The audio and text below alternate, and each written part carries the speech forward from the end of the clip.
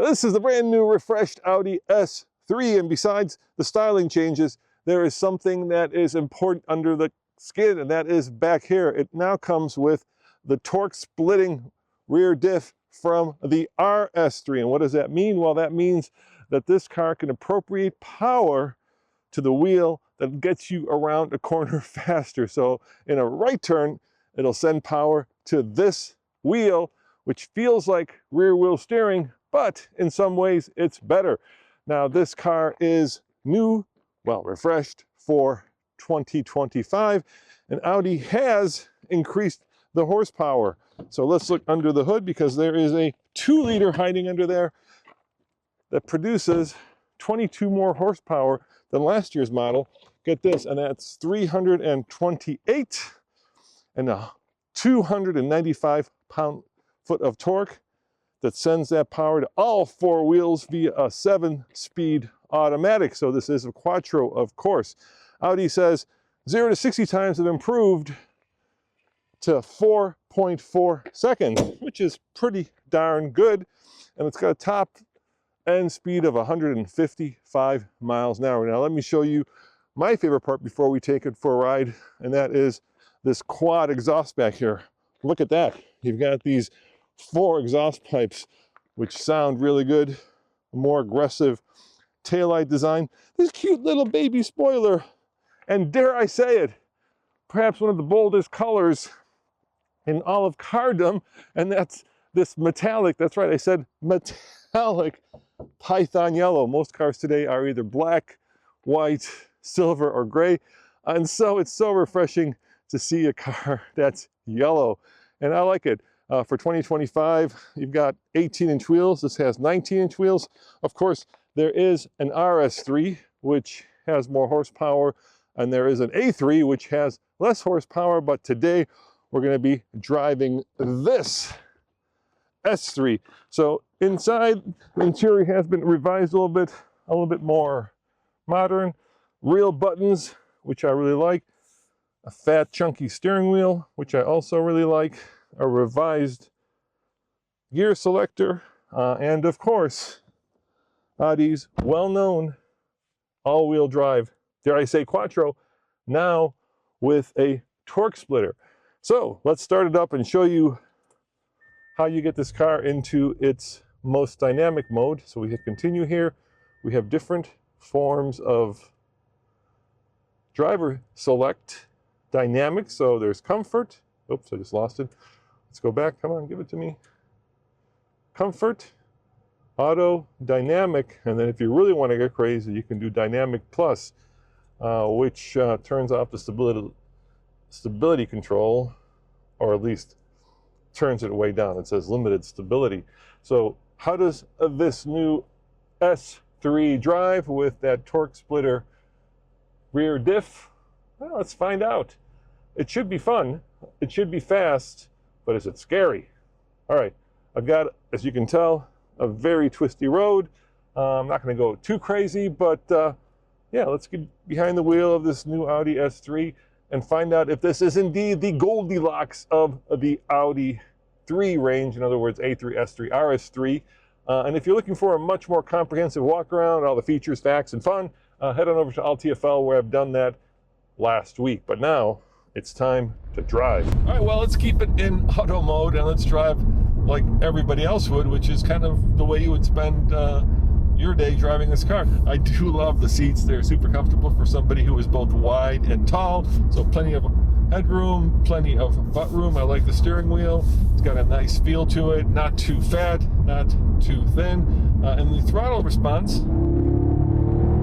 is not quite immediate, but there's certainly this kind of rush of turbo power that keeps you going and going and going. It's not as instantaneous as an electric car, but that's okay. Now there's nobody behind me, so I'm doing, let's see here, I'm doing 55 now. I'm gonna throw on the brakes.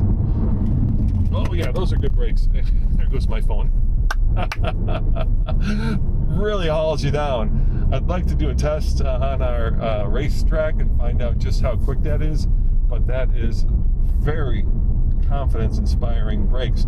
Audi says that they have improved the feel of both the steering, and the ride quality. And I have to say they really have, because oftentimes when you're in one of these very sporty cars, the first thing that happens is it beats you up because it's so uncompliant.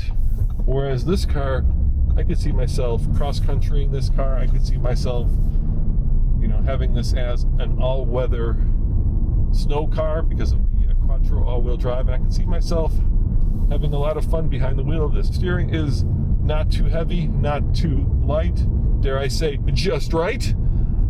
And in general, I'm just going over a pretty big bump there. There's no squeaks, no rattles. I mean, Audi does a great job in building a car that not only looks expensive, but sounds expensive, if you know what I mean. There's nothing in here that says to me, this has been built on a budget. All right, I'm going to switch to driver select mode right now. I'm going to switch to driver select mode right now to dynamic, off of auto, and I'm going to give it a little bit of gas.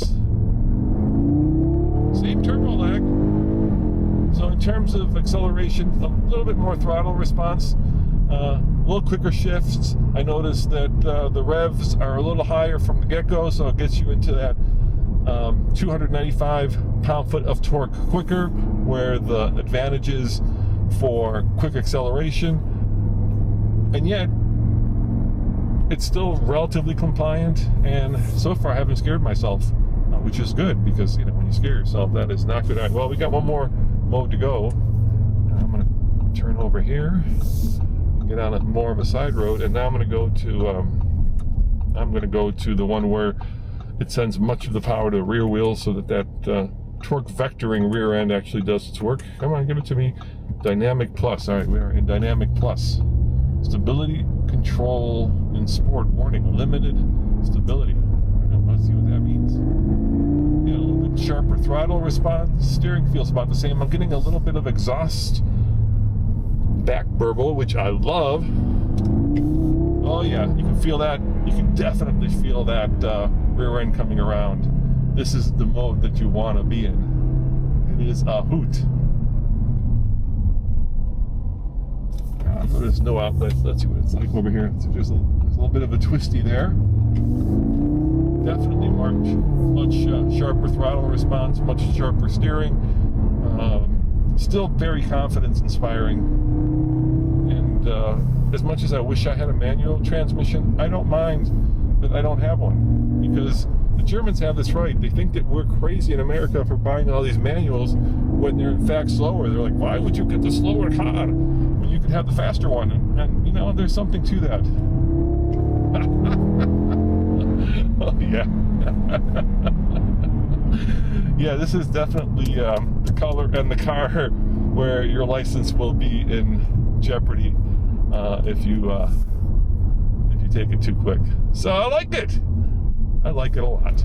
All right, I gotta say, I am not a racetrack kind of guy, but this car is confidence inspiring. I think maybe it's a combination of these big old brakes, which are bigger than before, or these very sticky Goodyear Eagles, or the fact that it's now rolling on 19s, or the fact that it's all-wheel drive, or the fact that, and this is probably the case, that it's yellow.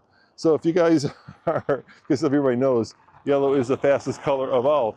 So if you guys are interested in a car that's just right, that competes with the Acura Integra Type S, the M235i, not the M2, the one below it, and of course, the Mercedes-Benz CLA, not the AMG, then this might be a good option. If you're wondering about price, it starts at about just under $50,000, and this one comes in at just under $60,000. And the best of all, if you're not worried about resale and you want the car that's going to really pop at the next Cars and Coffee, get yourself this $595 metallic, yes, there's fleck in there, silver fleck, Python yellow, because that is certainly the way I would spec it, because I'm really good at losing money when it comes to reselling cars. Okay, maybe you won't lose money, but let's face it, yellow cars are cool, but you need to be a special person to rock one of these. Guys, head on over to alltfl.com for more news, views, and of course, let me show you Audi. S3 driving review. Ciao.